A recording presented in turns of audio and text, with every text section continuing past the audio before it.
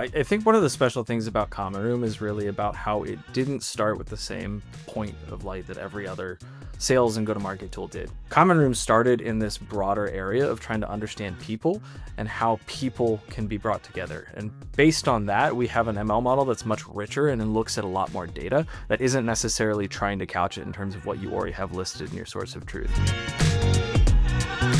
There's so many different versions of a person just from like their electronic fingerprint, not to mention so many different access points. So maybe they're on your site, they're filling out a form, maybe they're attending your webinars, they're looking at all these different things, and they all have their independent little records of information. Common Room can stitch all of those independent search queries together into one meaningful interpretation of a person. And I don't just mean putting all that data together in one sense, but also just recognizing in the base case that that is the same person that you've been interacting with in all these different instances, and putting that together so that this all is one unified story. And Common Room makes it easy for that to happen by automatically doing all that work behind the scenes.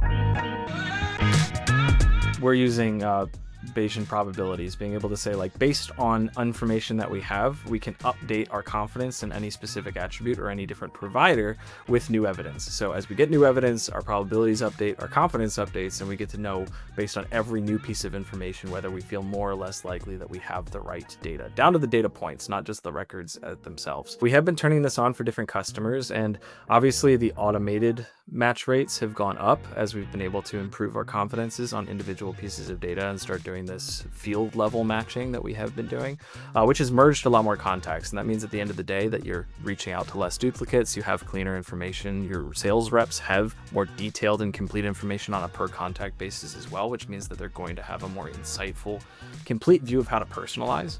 But also we've been able to reduce the load on operators.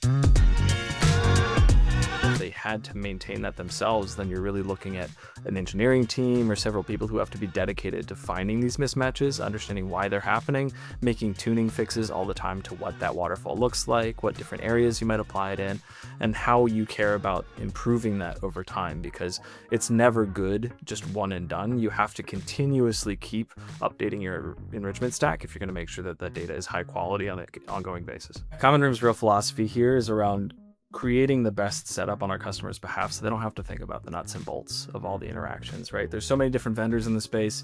When you purchase a platform, you're not purchasing it to create a job for yourself or an ongoing bill in the form of a check to an agency that has to actually manage this thing for you. You want a platform that's actually going to solve a problem as opposed to create new ones for you.